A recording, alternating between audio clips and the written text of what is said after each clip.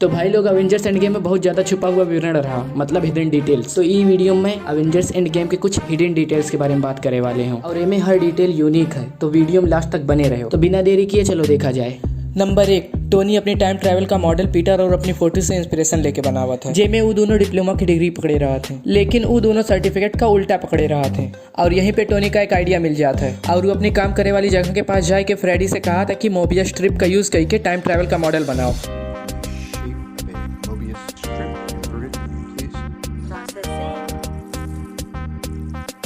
और अगर तू सब मोरी तरह हो तो तू सबका भी ना पता चला हो कि मोबियस स्ट्रिप का हो। पर according to Google, Mobius strip एक ऐसा सरफेस है जोने में रेक्टेंगल के सिरे का 180 अंश घुमाई के मिलाई दिया जाता है। 180 अंश के बारे में तो जानत हो, मतलब कोनो चीज का उल्टा कर दिया जाए तो 180 अंश घूम जाए। वो फोटो की तरह जेमन पीटर और टोनी सर्टिफिकेट का उल्टा पकड़े रहा थे, मतलब 180 अंश घुमाए रहा थे, और वही मोबियस स्ट्रिप होता है। मतलब ये कि टोनी का एक फोटो से इंस्पिरेशन मिल गई और वो टाइम ट्रैवल करे वाली मशीन बनाई थी। नंबर 2, जब हल्क और एंटमैन टाइम मशीन का पहली बार चेक करा थे तब प्रोफेसर हल्क वहाँ एक पेन का यूज करा था बटन चालू और बंद करे के लिए, काहे कि ओके उंगलियां बहुत ज्यादा बड़ी रहा थी। और अगर प्रोफेसर हल्क उंगली से भी स्विच का ऑन ऑफ करता तो हम लोग का कोनो कंप्लेन न होती। लेकिन मार्वल हल्क छोटी से छोटी डिटेल पर ध्यान देता है। नंबर 3, हल्क के स्नैप करे के बाद जब थानोस अवेंजर्स हेडक्वार्टर पर हमला करा था तो एंटमैन खिड़की के पास खड़ा रहा था और जैसे ही बम फूटा था तुरंत एंटमैन अपने आप का छोटा कर लेता है। यही की वजह से वो बच जाता नहीं तो खत्म हो गया होता। और स्लो मोशन में तो सब देख सकते हो कि ब्लास्ट होता है, एंटमैन अपने आप का छोटा कर लेता है और ये डिटेल नॉर्मल स्पीड में देखे नहीं पता चली। नंबर 4, फाइनल फाइट में जब कैप्टन अमेरिका, थॉर और आयरन मैन थानोस से लड़ा थे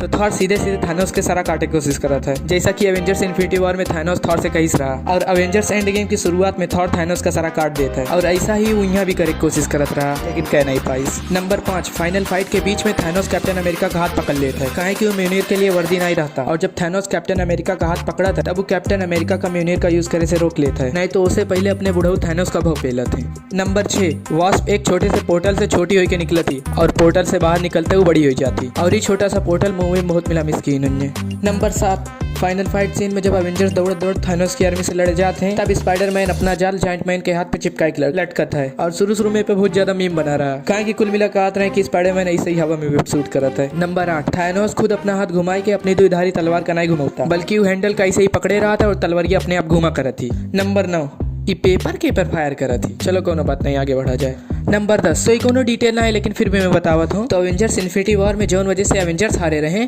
वही वजह से थानोस भी हारा रहा अवेंजर्स एंड गेम में। चलो समझाई था। तो अपने अवेंजर्स इन्फिनिटी वॉर वाला थानोस एक प्लान बहुत पहले से बनावत रहा और 2012 से ही अवेंजर्स के बारे में जानत रहा, हर चुनौती के लिए पहले से ही तैयार रहा और जितने अवेंजर्स रहे 2012 से लेकर 2019 तक वो कुल के बारे में सब कुछ जानत रहा। और अवेंजर्स इन्फिनिटी वॉर से पहले अवेंजर्स थानोस के बारे में कुछ नहीं जानत रहे। अवेंजर्स ऐसे दुश्मन के खिलाफ खड़े रहे जो इन सब के बारे में सब कुछ जानत रहा, लेकिन ईओ के बारे में कुछ नहीं जानत रहे। ये सब आखिरी मिनट पर उसे लड़े की तैयारी की ना ओमन से तो कुछ मिला ही नहीं जानत रहे कि थानोस का मकसद क्या हुआ है। कि अवेंजर्स इन्फिनिटी वॉर में जब थानोस छुटकिया बजाता था तो थॉर पूछा था कि तुमने क्या किया, कोनो कहीं तक नहीं मालूम रहा था कि थानोस की हिस्सा हुआ है जब तक वो चुटकी का असर नहीं होता और यही वजह से अवेंजर्स हार जाते हैं इन्फिनिटी वॉर में। लेकिन अवेंजर्स एंड गेम में थानोस 2014 से आवा रहा था और ये इतना इंपॉर्टेंट इसलिए है काहे कि 2014 में Ultron, Vision, Scarlet Witch, Doctor Strange, Antman, Spiderman और बहुत सारे कैरेक्टर नहीं रहे और 2014 वाला थानोस खाली 2012 वाली एवेंजर्स टीम के बारे में जानत रहा, जिसमें captain America, Thor, iron man, Hulk, black window और हॉकाई रहा है। और 9 साल आगे जाके वो दुश्मन से लड़े जाते हैं जोने के बारे में वो सही से जानत तक नहीं रहा और अवेंजर्स थानोस के बारे में हर चीज जान चुके रहे और उसे लड़ भी चुके रहे। और अब की बार थानोस ऐसे दुश्मन के खिलाफ खड़ा रहा जोने के बारे में वो बहुत कम जानत रहा और अब की बार जितने रहे कुल थानोस के मकसद के बारे में जानत रहे। यही मारे कुल अपनी जान लगाई देते थानोस से लड़े में। और अवेंजर्स एंड गेम में वांडा कहा थी कि तुमने मेरा सब कुछ छीन लिया, तो थानोस कहा था मैं तो तुम्हें जानता तक नहीं लड़की,